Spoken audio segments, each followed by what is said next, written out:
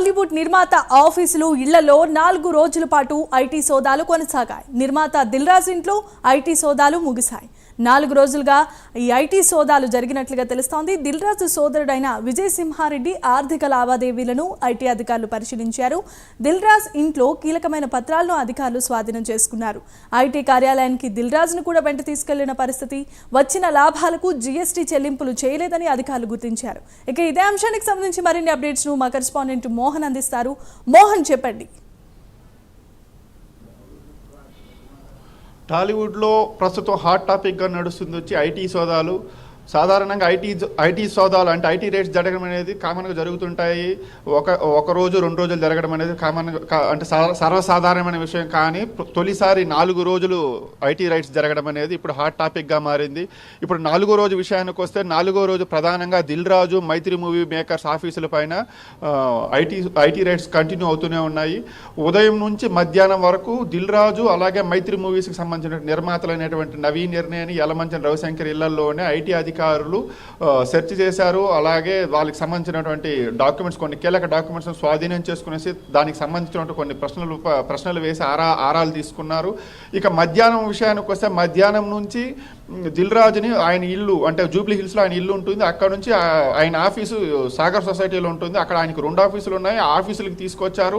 అక్కడ ఆఫీసుల్లో తీసుకొచ్చేసి అక్కడ ఉన్నటువంటి కొన్ని పత్రాలను, వాటికి సంబంధించినటువంటి సెర్చింగ్ చేస్తున్నారు. అంటే వెరిఫికేషన్ జరుగుతుంది. దానికి సంబంధించి ఇంకా వెరిఫికేషన్ ఏమైంది అనే దానిపైన ఇంకా క్లారిటీ రాలేదు. కానీ వస్తున్న సమాచారం ప్రకారం ఆ వెరిఫికేషన్ ఇంకా కంటిన్యూ అవుతుంది. అలాగే మైత్రి మూవీస్కి సంబంధించి నవీన్ నిర్ణయని గారిని కూడా ఆయన ఇంటి నుంచి ఇప్పుడు ఆఫీస్కి తీసుకొచ్చారు.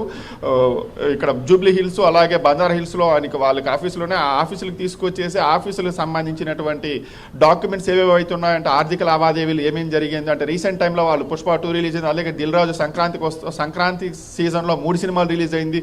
ఆ సీజన్స్లో అంటే ఈ సీజన్లో ఈ 2-3 నెలల కాలంలో జరిగినటువంటి ఆర్థిక లావాదేవీలు అంటే వారి పెట్టుబడులు ఎక్కడి నుంచి వచ్చాయి, వచ్చినటువంటి వాళ్ళంటే పోస్టర్స్ రూపంలో మాకు ఇన్ని కోట్లు వచ్చాయంటే మాకు ఇన్ని కోట్లు వచ్చాయని చెప్పేసి పోస్టర్స్ రూపంలో వాళ్ళు లాభాలను ప్రకటించుకున్నారు. సో ఆ లాభాలు నిజమేనా, ఈ కోణంలో ఐటీ అధికారులు ఆరాలు తీస్తూ వస్తున్నారు. 4వ రోజు ప్రధానంగా చూస్తే దిల్ రాజు సోదరుడు విజయ్ సింహారెడ్డికి సంబంధించినటువంటి ఆటోమొబైల్స్ ఆర్థిక లావాదేవీలను కూడా ఐటీ అధికారులు వెరిఫికేషన్ చేసినట్టు ఒక సమాచారం. ఎందుకు కారణం ఏంటంటే ఫండ్స్ ఏమైనా డైవర్ట్ అయ్యిందా ఏంటి అనేసి విజయ్ సింహారెడ్డి గారిని కూడా అంటే ఆయనకి సంబంధించినటువంటి ఆర్థిక లావాదేవీలను కూడా పరిశీలించారు. దిల్ రాజు ఫస్ట్ అంటే సినిమాల్లోకి రాకముందు వాళ్ళ ఆటోమొబైల్ బిజినెస్ ఉండేది.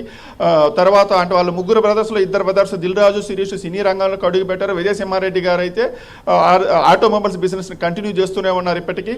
సో దానికి సంబంధించిన ఆర్థిక లావాదేవీలను కూడా ఈ 4వ రోజు సోదాలు చేశారు.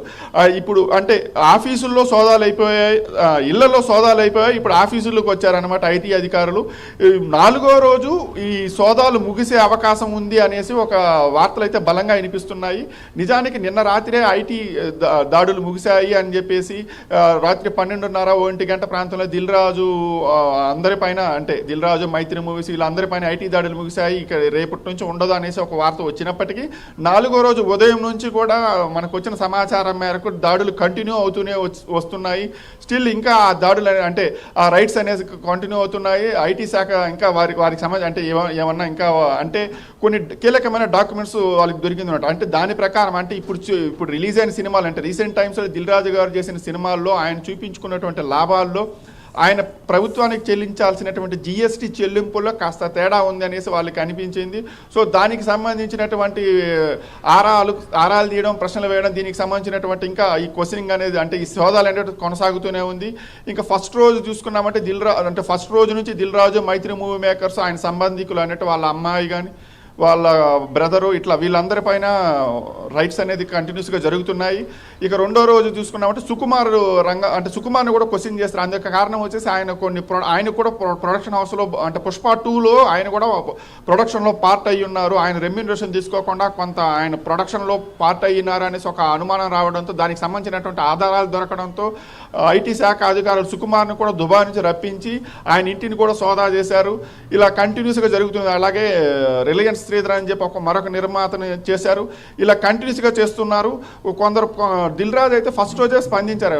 నా ఒక్కడిపైన కాదు, ఎంటైర్ ఇండస్ట్రీ మీద జరుగుతుంది, మీడియా అంతా నా మీద ఫోకస్గా ఉంది అన్నారు. కానీ ఇప్పుడు తీరా చూస్తుంటే జిఎస్టీ చెల్లింపుల విషయంలో దిల్ రాజు సంబంధించి కాస్త అంటే సరైన చెల్లింపులు లేదు కాబట్టి దీనిపైన అధికారులు ఏమన్నా చర్యలు తీసుకుంటారని తెలియాల్సింది. మరి మైత్రి మూవీస్కి సంబంధించి ఇప్పటివరకు అంటే వాళ్ళు చెల్లింపులు కరెక్ట్గా ఉన్నాయా లేదని తెలియడం లేదు. అంటే ఇక్కడ దిల్ రాజు కానీ మైత్రి మూవీస్ కానీ ఇక్కడ ఒక విషయం మనం గమనించాల్సింది ఏమంటే 2021లోనే ఈ రెండు సంస్థలు వాటి బ్యాలెన్స్ షీట్స్ని సమర్పించాయి. ఇప్పటి వరకు అంటే దాదాపు 2-3 ఏళ్ళుగా వాళ్ళ బ్యాలెన్స్ షీట్స్ సమర్పించలేదు అనమాట. అంటే ప్రభుత్వానికి చూపించాల్సిన లెక్కలు సరిగ్గా చూపించలేదు. దీనిపైన కూడా ఐటీ అధికారులకు అయితే కొన్ని పత్రాలు లభ్యమయ్యాయి. వాళ్ళు దానిపైన ఆరాలు తీస్తున్నారు.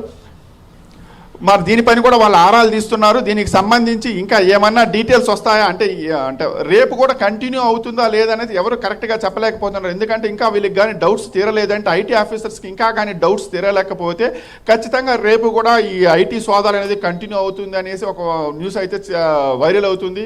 అలాగే దిల్ రాజు అంటే ఒక సంక్రాంతి సినిమాలను ఫోకస్ చేశారని మనం ఎప్పటికైతే ఈ న్యూస్ బయటకు వచ్చిందో కేవలం నిర్మాతలనే టార్గెట్ చేస్తారా, డైరెక్టర్లు హీరోలను కూడా టార్గెట్ చేస్తారని న్యూస్ అయితే మనకి బయటకు వచ్చింది.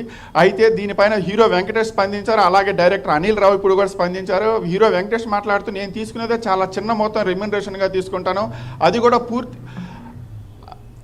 పూర్తి రెమ్యూనరేషన్ అదే పూర్తి వైట్గా తీసుకుంటున్నారు. అనిల్ రావుపూడి గారు కూడా ఇలాగే స్పందించారు. ఇక